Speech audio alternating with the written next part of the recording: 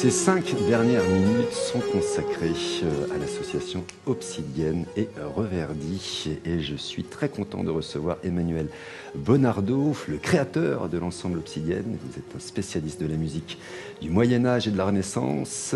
Et c'est en 2001 que vous avez créé la Fête de l'Âne. On y reviendra. Mais en l'occurrence, en 93, vous avez créé Obsidienne. J'ai bon jusque-là ? Tout à fait. Et avec vous, vous êtes venu avec Agathe Robinet, administratrice de l'ensemble et musicienne. Bonjour. Bonjour. Merci d'être venu jusqu'ici. En plus, on va pouvoir avoir aussi un avis d'une musicienne. Vous l'êtes aussi d'ailleurs, Emmanuel. Et vous êtes venu avec celle qui fait que vous pouvez tourner. En tous les cas, Valérie Chazot, qui est chargée de diffusion. Bonjour Valérie. C'est ça, exactement. Bonjour.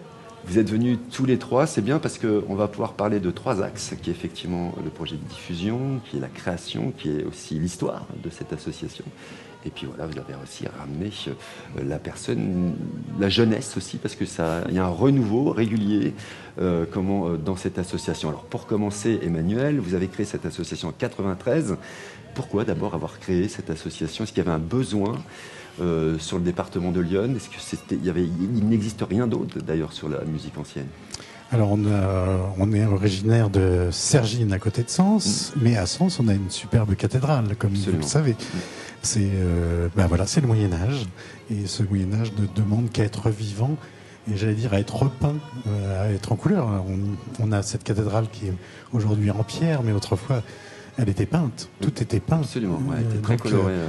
Donc la musique, nous, on a envie de remettre toutes les couleurs de cette musique-là aussi, qui peut paraître lointaine, et en fait, puisqu'on l'a fait aujourd'hui, elle est d'aujourd'hui, et elle marche très bien. Et c'est aussi toute notre histoire de 1000 ans de musique. 1000 ans de musique. D'ailleurs, est-ce que combien vous êtes d'adhérents, de musiciens, de bénévoles dans l'association? Alors, c'est un ensemble vocal et instrumental. On est une dizaine au maximum. Mais on peut tourner à 2, 3, 4, 5, suivant les budgets. Oui, bien sûr. Oui, parce qu'il y a des artistes amateurs et des artistes professionnels aussi. Alors, on a aussi un chœur, le chœur éphémère. On appelle chœur éphémère parce qu'au début, il était fait pour ne pas durer, mais finalement, un chœur éphémère, ça dure. C'est l'éphémère qui dure, c'est bien. Voilà, donc c'est bon signe aussi. Ça veut dire que quand on met le pied dans cette musique-là, on y reste. Parce que c'est une musique qui est facile d'accès, contrairement à ce qu'on pourrait croire. Ah oui. Parce qu'on a beaucoup de mélodies, et la mélodie, c'est les chansons. Et les chansons, c'est le Moyen-Âge qui a inventé la chanson. Et le Moyen-Âge, il a inventé la chanson, mais il a inventé l'écriture musicale, notre solfège, qui ne fait pas toujours plaisir aux enfants des écoles de musique. Taisez-vous, c'est un enfer.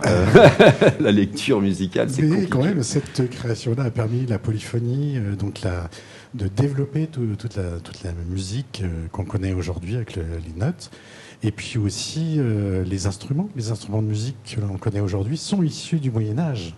Alors, ils ont beaucoup évolué pour certains, mais tous, on les retrouve au Moyen-Âge avec des noms un petit peu extraordinaires, comme le psalterion, peut-être. Voilà, alors on en a parlé en off tout à l'heure. Alors qu'est-ce que l'obstérion? Le psalterion. Le psalterion, j'arrive même pas à le dire, vous voyez. Le psalterion. Ça vient du mot psaume. C'est en fait une sorte de harpe, une cithare, avec des cordes qu'on pince avec les doigts ou avec un plectre. D'accord. Mais on a aussi des rebecs, l'ancien violon. On a aussi plein de... Ah, rebec, je pensais que c'était une flûte bec, non, je pense à bec. Non, le bec, non. C'est rebec. Ok, j'essaye des choses. On a aussi des tympanons, l'ancêtre du piano, où on frappe les cordes avec des petites baguettes avant de les frapper avec des touches. D'accord. Et puis aussi plein de soufflants avec des flûtes droites, des flûtes de travers, des doubles flûtes. Il y a beaucoup de variétés. Et puis des bombardes. Bombarde, ça serait le tambour? Non, la bombarde, vous le ratez encore. C'est je vais pas y arriver. un hautbois. C'est un hautbois. Ah, c'est un hautbois. Ouais, qui se joue effectivement avec les bedons. On appelait ça les bedons, les tambours. Ou déjà les ancêtres des timbales qu'on appelait les naquaires. Donc les noms varient un petit peu. On est dans l'ancien français. On a beaucoup de noms, pour les littéraires, c'est très intéressant tous ces noms. Mais oui, mais c'est très honnêtement, c'est quelque chose de très inconnu. Je ne connaissais pas du tout les noms de ces instruments-là. Oui. Aujourd'hui, on est plus s'habituer trompette, clairon, trombone, piano, synthé. Mais c'est vrai que là, du coup, on se replonge. Est-ce que ces instruments-là vous les faites découvrir. Alors, on les voit en concert, on voit des images derrière vous, avec effectivement tous les instruments, mais est-ce que vous prenez un temps pédagogique pour expliquer comment est né cet instrument ou comment il résonne, comment il fonctionne? Toujours. Toujours, on présente les instruments, puisque ça permet aussi d'avoir un contact direct avec le public, quelque part. Et c'est toujours très intéressant, parce que l'instrument, il est prévu aussi pour être vu à cette époque-là. C'est aussi joli, c'est beau. Il y a souvent des petites sculptures, une tête de lion ou de licorne ou d'autres variétés. Donc c'est aussi bien à voir qu'à entendre. Et c'est des instruments qui se fabriquent encore, ou où il y a aujourd'hui une niche dans laquelle il y a quelques encore créateurs d'instruments du Moyen-Âge? Alors il y a des passionnés, comme nous pour la musique, et des passionnés de la lutherie. Et donc on se rencontre, évidemment, on se trouve tout le temps quand on est passionné par quelque chose. Oui. Et là, on fait la même chose, c'est-à-dire on cherche, on regarde dans les manuscrits, on regarde les images du Moyen-Âge pour reconstituer tous ces instruments qu'on n'aurait plus pu penser perdus, mais qui sont souvent aussi dans les musiques traditionnelles. On est volontiers cousins avec les musiques traditionnelles. D'accord. Ah, vous arrivez à faire, quand vous dites cousin avec les musiques traditionnelles, ça veut dire que Il y a beaucoup de choses qui se ressemblent, et qui se ressemblent s'assemblent. Donc on trouve encore des rebecques autour de la Méditerranée. Il y a des psalterions qui ne s'appellent pas comme ça autour de la Méditerranée, mais qui ont beaucoup d'acquaintance avec notre musique. Alors vous êtes venu avec Valérie Chazot, qui est chargée de diffusion, parce que on a bien compris que vous étiez une quinzaine, une vingtaine, parfois plus, parfois moins, en fonction des productions. Mais alors, comment on arrive à produire des concerts de musique ancienne, de musique moyenâgeuse? Ça, c'est votre travail. Alors comment vous allez présenter? Est-ce que ça fonctionne avec, comme dans la musique actuelle, je dirais, c'est-à-dire qu'on y va avec un dossier, on présente et on book des dates? Exactement. En fait, l'idée, c'est qu'il y a un certain nombre de programmateurs en France et à l'étranger. Qui sont spécialisés dans votre domaine? Qui sont spécialisés. Alors, dans la musique purement médiévale, il n'y en a pas beaucoup. Donc, on va être plutôt sur des musiques anciennes ou musiques Renaissance. Donc, on va quand même frapper à leur porte. Ouais. Parce qu'on essaye aussi, ce qui est génial avec Obsidienne, c'est qu'il y a toujours des solutions pour s'adapter en fonction du lieu et du programmateur. Donc, ça nécessite beaucoup de flexibilité et beaucoup de travail. Et on leur présente des dossiers avec des budgets. Et puis après, on discute, on négocie, comme dans toute démarche, entre guillemets, commerciale. Ouais. Donc, ça demande beaucoup de travail, j'imagine, parce que ça serait aussi intéressant de voir dans des festivals dits classiques, je dirais d'aujourd'hui, de pouvoir intégrer un concert comment... Ça arrive du coup. Ouais. Ça peut arriver, ouais. Ça peut arriver. C'est pas facile non plus, hein. Mais je te laisse parler, excuse-moi. Non, mais je t'en prie, Agathe. Non, c'est vrai que c'est pas facile parce que même dans les festivals dits de musique ancienne, parce que nous on parle du Moyen-Âge, oui. Mais il y a beaucoup plus d'ensembles de musique baroque. Il y a d'autres ensembles de musique médiévale, mais il y en a beaucoup plus de musique baroque, par exemple. On en entend plus, en tout cas. Donc, même dans les festivals de musique ancienne, ils vont être frileux ou ils ne vont pas forcément programmer de médiéval. Donc, c'est pour vous dire à quel point. Et dans les festivals de musique classique, de manière générale, c'est pas facile non plus, mais ça peut arriver. C'était le cas à Nantes, par exemple, ces dernières années. Mais voilà. Est-ce que, parce qu'en termes de médiatisation, on parle très peu aujourd'hui des musiques anciennes? Alors, oui. Des instruments aussi anciens. On vient de refaire Notre-Dame, comme vous êtes. Et ben, on n'a pas entendu une note de musique médiévale. Pourtant, il y a une école Notre-Dame qui a inventé la musique à Notre-Dame, qui est une musique extraordinaire. Mais on est tellement habitué au cinéma aujourd'hui qu'on préfère mettre des musiques de film, peut-être. Alors, non, mais c'est bien de le dire aussi. On aurait pu tout mettre, quoi. Il y avait la place pour tout mettre. Oui, mais le choix a été fait de ne pas du tout mettre de médiéval. Bon, ben voilà, mais ça c'est dit, c'est important de le dire aussi. Vous produisez le plus souvent, donc du coup, dans les cathédrales, dans les églises, ou pas du tout? Alors, pas du tout. En fait, ça dépend vraiment des concerts. Dans les programmations dont parlait Valérie, évidemment, cette musique médiévale, elle résonne très bien dans les églises ou les cathédrales, parce qu'il y a une partie du répertoire, mais ce n'est pas du tout le répertoire non plus, qui effectivement a été aussi créé dans cette acoustique-là. Mais, et c'est aussi la volonté d'Obsidienne, c'est d'aller apporter ce répertoire et cette musique partout. Et c'est un des grands axes du festival La Reverdy qui va commencer la semaine prochaine. C'est bien, vous me faites mon Qui, enfant. voilà, qui est organisé Je par vous laisse. Obsidienne et qui va, c'est un festival itinérant en milieu rural, dans la Bourgogne-Franche-Comté, beaucoup Lyon, et qui va justement s'amuser à aller faire résonner cette musique. Alors, dans certaines églises qu'on va parfois découvrir pour l'occasion parce qu'elles ne sont pas forcément ouvertes le reste de l'année, donc des lieux de patrimoine pour le coup là religieux, mais qui ne sont voilà, mais aussi dans des lieux qui ne sont pas destinés forcément au spectacle ou au concert. Donc il y a des ateliers d'artistes, il y a des jardins, des parcs de châteaux. C'est ça, il y a aussi dans les voilà, châteaux dans tous lesquels... enfin plein de lieux différents. Ils sont, enfin quand on organise la Reverdy, qu'on travaille sur le programme, on travaille en partenariat avec des communes, directement, ou des lieux, des bibliothèques aussi, donc des salles des fêtes, etc. aussi. Et puis des ateliers d'artistes, je l'ai dit. Et quand on travaille sur le programme, c'est aussi en fonction de ce dont les gens ont envie ou qu'on va nous travailler sur quel programme on va chanter là-bas, etc. Il y avait eu...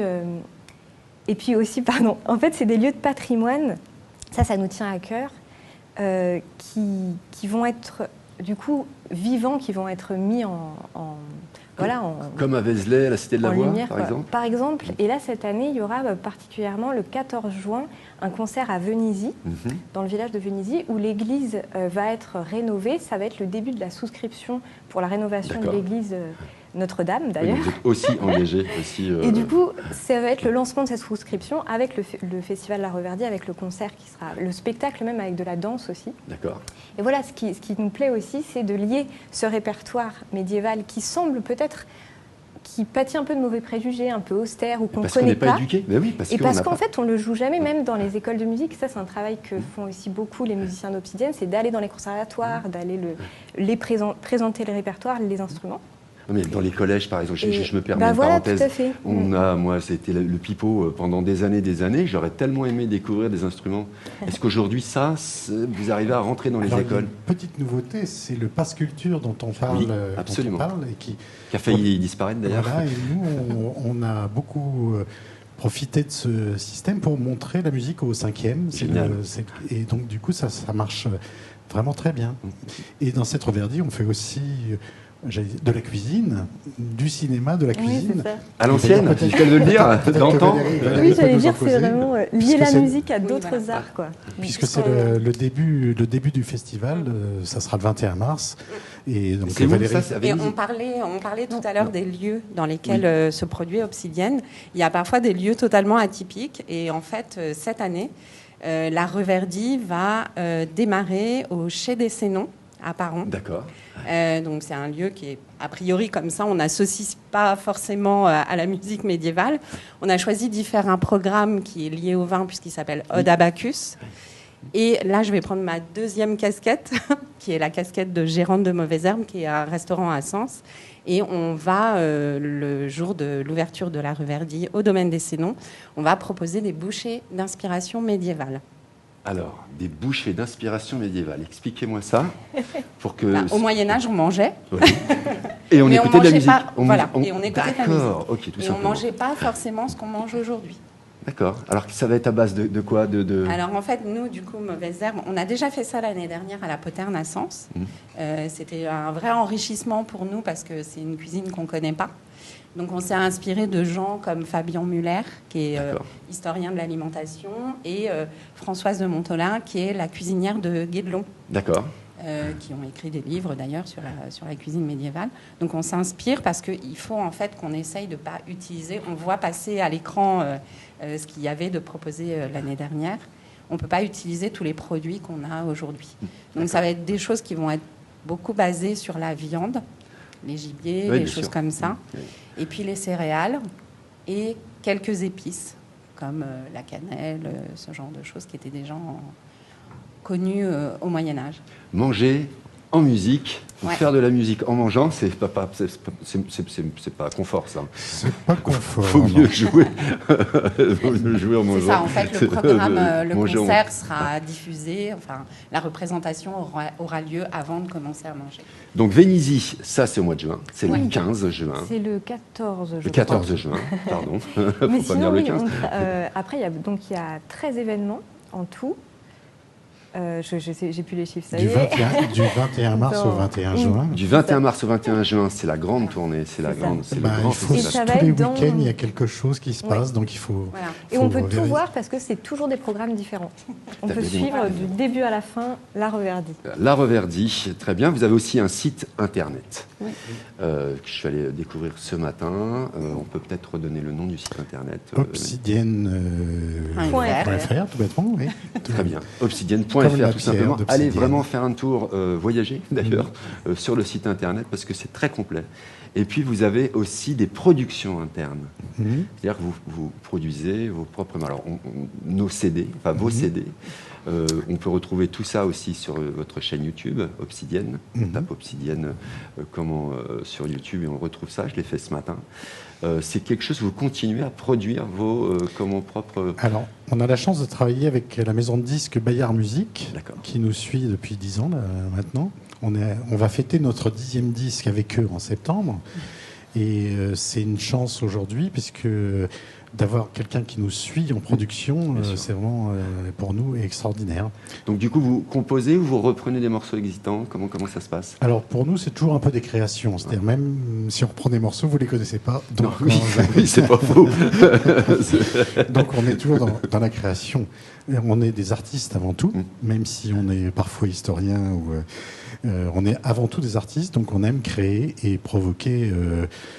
Déranger peut-être un peu quelquefois justement les idées reçues avec notre musique et faire réfléchir ou tout au moins prendre plaisir à cette musique-là, c'est notre credo. Du 21 mars au 21 juin, n'hésitez pas à aller au... C'est un festival, hein, la Reverdie. Oui. C'est ça. J'ai peur que je ne me trompe pas de mot. Donc découvrez du 21 mars, je vous repasse la parole tout de suite, au 21 juin, le festival La Reverdie. Vous allez découvrir un petit peu partout, je pense dans les amphis de tourisme, les choses comme ça, on va pouvoir retrouver ce petit document qui vous permettra de savoir où ça se passe. N'hésitez pas vraiment à vous procurer ce document, sinon vous avez tout sur le site internet. Vous vouliez rajouter quelque chose? On travaille beaucoup avec les artistes locaux. On fait du circuit court. Du circuit court, oui, aujourd'hui, bien sûr. c'est à la mode, mais en fait, c'est assez le bon sens, tout simplement. Et on a beaucoup d'artistes. Donc, on travaille avec Frédéric Couraillon ou avec Marie Desforges, par exemple. Mais il y en a d'autres. Qu'on retrouvera sur ce festival. Qu'on retrouve. On partage souvent l'affiche, si je puis dire, avec les artistes locaux qu'on aime bien, qui nous aiment bien, et avec qui on peut travailler d'une manière réjouissante. Et puis aussi, juste très rapidement aussi, on peut là les saluer aussi d'autres associations avec qui on travaille pour organiser ce festival, qui eux-mêmes œuvrent pour la culture soit dans leur village ou dans une zone géographique un peu plus large, et avec qui on est partenaire pour organiser des concerts aussi. Donc cette année, il y a Acante à la Ferté-Loupière, ou le Pont des Muses à Pont-sur-Yonne, qui organise aussi plein de choses tout au long de l'année, et avec qui on s'associe là pour la Reverdie. Très bien, c'est important de citer ces partenaires avec qui on travaille, évidemment. Donc c'est du 21 mars au 21 juin. Vous allez pouvoir découvrir justement toutes ces musiques dites anciennes. Et vraiment, ça évitera effectivement de les découvrir en regardant un film de KPDP. Hein. En tous les cas, moi qui n'ai pas une culture très ouverte à cette musique-là, ce matin, je me suis attrapé à écouter des morceaux entiers, de votre production d'ailleurs. Et effectivement, ça nous ramène, alors en les écoutant comme ça nous ramène à un visuel. Vous parliez de cinéma tout à l'heure, ça nous ramène à ça, puisque où ça nous ramène dans des édifices tels que des cathédrales ou moi qui aime beaucoup me balader dans les remparts, dans les choses comme ça. Et ça nous ramène à tout ça. C'est vrai qu'on a un voyage et un visuel en même temps en écoutant vos musiques. Donc vous comme moi, qui n'êtes pas forcément alerte à cette musique-là, faut le devenir, parce que c'est très intéressant. Et moi, ce qui va m'intéresser, c'est de découvrir les instruments. Donc, comme on est en partenariat aussi, vous êtes adhérent de la télé de Lyon, et merci à vous, vraiment. On viendra faire un reportage, peut-être qu'on fera un focus sur les instruments dans un premier temps. Ce serait très intéressant de faire découvrir vos instruments au public le plus large possible. Alors, on a de la chance d'avoir des jeunes, des moins jeunes, qui nous suivent, et ce serait très intéressant. Vous en êtes d'accord? Et ça sera à Vénizy, je crois. On est passionné par ça. Ah oui, ça se sent. On fait passer la passion, et voilà. Très bien. Et en tous les cas, on va vous suivre, ça c'est sûr. J'espère que vous aussi, n'hésitez pas à aller découvrir tous ces concerts, de musique, de musique ancienne. Alors ça, de musique moyenâgeuse et de Renaissance. Reverdie, ça veut dire quoi, juste pour moi? C'est le Oui. printemps, quand tout reverdit. Mais nous, c'est l'art qui reverdit aussi. Merci qui beaucoup. verdit. Ah ouais, je vais me coucher beaucoup plus intelligent ce soir. Merci On beaucoup. apprend beaucoup de choses. Mais oui, absolument. Mais vraiment, en plus, vous utilisez des vocabulaires de vieux français. Beaucoup, ça revient beaucoup. Et qu'on est pareil, on n'est pas non plus tellement éduqué à cela aussi. On n'a Merci plus encore. l'habitude de parler du bon loué, France, loué. Il Exactement. n'y a plus de loué. Puis, Voilà. Merci à tous les trois d'être venus nous parler d'Obsidienne. Évidemment, on continuera de vous suivre, mais là, cette fois-ci, sur le terrain. Voilà, on pourra, voilà, beaucoup plus. Là, vous êtes tranquille, vous êtes assis. J'imagine que ça court beaucoup plus au moment des festivals et des concerts. Donc, on aura hâte vraiment de venir faire découvrir tout cela, voilà, au plus grand nombre. Merci beaucoup, Emmanuel Bonardo. Merci beaucoup.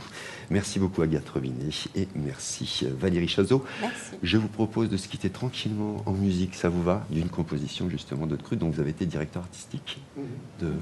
Et juste précisons, vous êtes musicienne aussi. Oui, alors Ah après, oui.